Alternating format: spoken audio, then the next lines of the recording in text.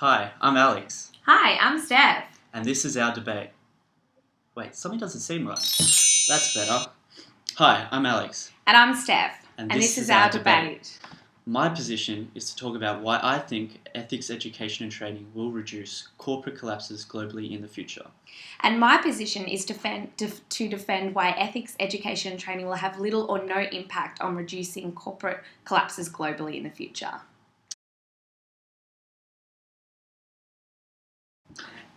Globally, the requirement for ethics education and trainings could not be more essential.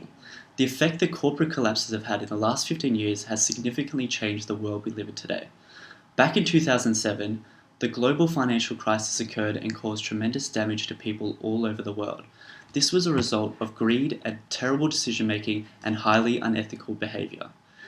This behavior led to Lehman Brothers going bankrupt in 2008, resulting in over 25,000 employees losing their jobs. Clearly, the need for further ethics education and training must be sustained and improved to ensure further collapses like this never happen again. All over the world, we see that ethics are perceived differently by different nations. In Australia, accepting a bribe is considered unethical and is against the law, while in other countries like Iraq, taking a bribe is a part of the culture and is considered to be the cost of doing business. This was illustrated in AWB oil for wheat scandal when AWB Limited paid kickbacks to Saddam Hussein in exchange for highly beneficial wheat contracts. These payments broke both United Nations sanctions and Australian law. These changes were ultimately dropped, had a considerable effect on AWB. AWB has since gone on to majorly restructure after it lost its monopoly supply of Australia. This is just one example of how acting unethically can result in organisations' reputation being greatly diminished. If ethics education and training had been implemented in Iraq, shady dealings like this would be much more likely to be avoided. With so many corporate collapses, the question arises, can ethics be taught? Are ethics and morals something you have or don't have? If we look at Kohlberg's theory of moral development, it identifies three levels of moral development stages. These are pre-conventional, the conventional, and post-conventional.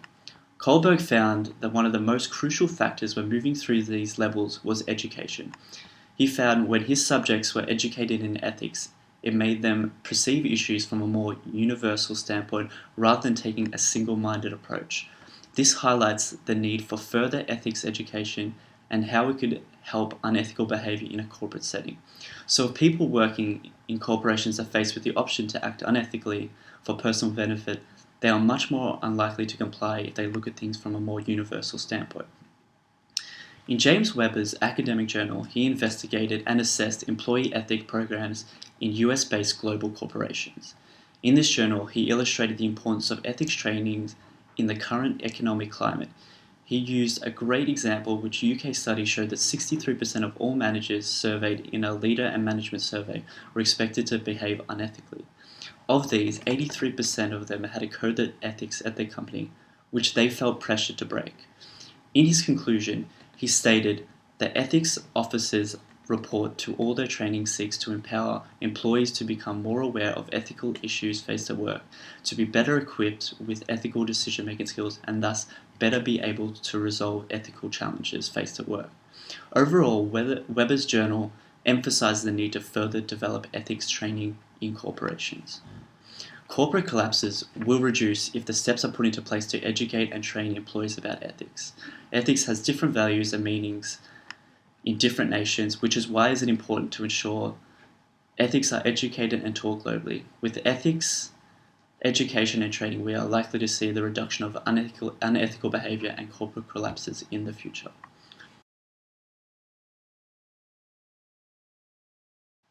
Corporate collapses are fueled by fraud, greed, and opportunity. The culture of a company, which is a behaviour or certain way to act, is set from the top down. Managers hire staff who are like-minded. If there's a corrupt management team, they will not hire staff who they believe will be against the company's activities. Organisations are under enormous pressure to meet targets. Sometimes these targets can be unrealistic. The organisation needs to ensure they have a competitive advantage. These pressures assist with fueling fraud. Corporate collapses have predominantly been in the USA, which is a well-established, developed and educated country. Evidence from the GFC proves that this training and education has not worked. Humans have destroyed public trust in the business world and through their actions have sadly lost millions of dollars of people's money and jobs globally around the world. Corporate law and ethics do not always align, and most of the time businessmen can back up acting unethically with legal defensibility. Business decisions are driven by the law. Managers are constantly looking for loopholes to make their business more profitable. Recent globalization allows countries and organisations to trade on a daily basis. I've spoken about culture and how it's a behaviour or certain way to act. So how can ethics training be effective if each culture has different morals and behaviours that have been bestowed upon them at birth and developed through their childhood and into early adulthood? For example, in the Western world, taking bribes is illegal and unethical due to the types of bribery used, such as bribes to influence government or to avoid regulation. However, in China, using bribes is how they conduct everyday business. When China is dealing with the USA, they're not going to study the ethics code for the USA, however, they will familiarise themselves with the law. Enron was a massive firm that collapsed back in 2001, which then triggered the collapse of Arthur Andersen. These collapses were examined for many years after. 10 years later, the crash of Lehman Brothers occurred alongside the GFC. Studies say that humans did not learn from Enron. In fact, they grew adaptable to the changing laws and, if anything, learnt how to manipulate the system around these new laws that had been formed. Collapses are fueled by fraud, greed, and opportunity, and education of ethics in universities may increase the knowledge of ethics, but when it comes to business and finance, it will not decrease the amount of corporate collapses. In both cases, Enron and Lehman Brothers, there was a lack of responsibility. Each person, department could blame the act of wrongdoing on someone else. For example, the NAB Bank years ago lost millions of dollars due to the rogue traders making bad investment. These rogue traders are not direct employees of NAB, but were contracted to work on behalf of them. Each party denied responsibility. Like NAB, in most cases, it's extremely hard to pinpoint one person and make them accountable for the collapse. Even if you could pinpoint one person, the punishment for fraud is not great enough to deter these opportunistic businessmen. To reduce corporate collapses, we would need to regulate the industry by limiting or abolishing employees' bonuses and not allowing employees to own shares in the organisations they work in, which will eliminate conflict of interest. CNBC also suggests that companies implementing programs where whistleblowers are rewarded for coming forward will be a more effective way to reduce corporate corruption. Let's have a look at the effects that training and education has had with similar ethical issues. McCabe, a university professor, surveyed 70,000 high school students from a wide range of schools in the United States. The results found that 95% of students admitted to some form of cheating. These school students throughout school and certainly well into university are educated about the seriousness of cheating and are advised about the punishments involved, which could go as far as being expelled. There are many measures taken to police cheating, such as teachers watching students in the exam halls and the use of high-tech programs like Turnitin. However, students are still willing to cheat. The student reward is only very small, possibly a higher grade on a subject or a difference between a pass or fail. Imagine if these students were in a business environment where they had an opportunity to make millions of dollars, potentially 20 or even 30 years after the university degree. Another similar case of ethics and education is drink driving. It has been prevalent and taught as a high priority for governments for many years. However, since 1997, 17,000 people have lost their licence from drink driving, and imagine all the drivers that have not been caught. Drink driving education is in our lives as a daily reminder, from billboards on our roads to TV advertisements. However, people still ignore the education and drink drive. In Steph's argument, she states that business decisions are driven by the law and how they can overcome or find loopholes to make businesses more profitable, rather than thinking ethically, which is why education and training in ethics will not reduce corporate collapses. Well, yes, this may be true in some corporations, but corporations have to include ethical thinking in their decisions to avoid destroying their reputation. If corporations are seen as unethical, then they will not be trustworthy and other corporations will not do business with them. This is why almost all corporations will have a code of ethics implemented within their company. Illustrating the example of AWB again, they ruined their reputation by giving kickbacks to Saddam Hussein and ultimately lost monopoly share of Australia.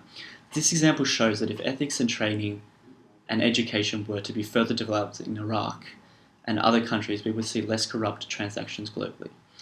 Steph later goes on to point out that ethics training and education will not work and uses the example of people are still drink driving today even with the education provided.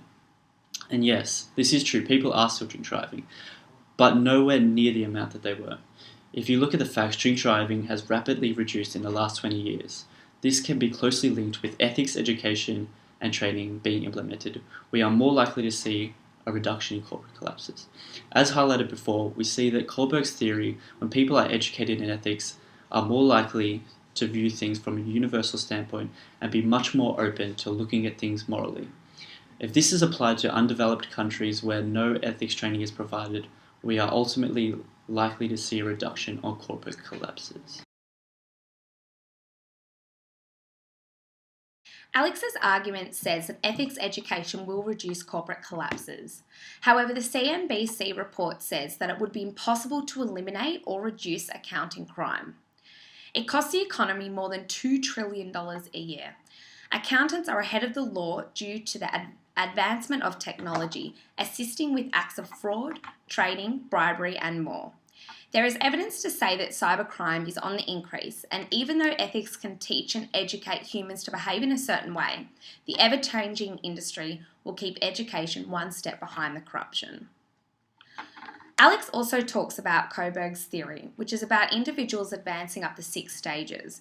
However, we are cross-cultured when it comes to business, and applying this theory to just say, for example, China would not be effective. Because unlike in Western countries where we tend to work as individuals, in China's culture they work together as a team. So it'd be hard to see if the theory is applicable to a wide blanket of countries and their cultures. There is also evidence to suggest that the higher up in an organisation you go, and the more experience you have in the industry, you actually revert back down the stages of Kohlberg's theory. At university, you're in a controlled environment. Your ethical lens will be much higher. However, out in the real world, there are many influences and outside factors that can make having a high ethical lens difficult. In conclusion, I believe that corporate collapses can be reduced if ethics, education, and training are implemented on a global scale. This will provide a better environment where corporations can prosper in a more ethical manner. And I have demonstrated how ethics education and training will not reduce corporate collapses globally around the world due to greed and opportunity. Culture has a massive role in ethics, and each culture behaves differently, so it would be impossible to teach ethics in each country the same. There is also a lack of accountability due to the law and the volume of people involved. Thanks for watching our debate. Who do you think won?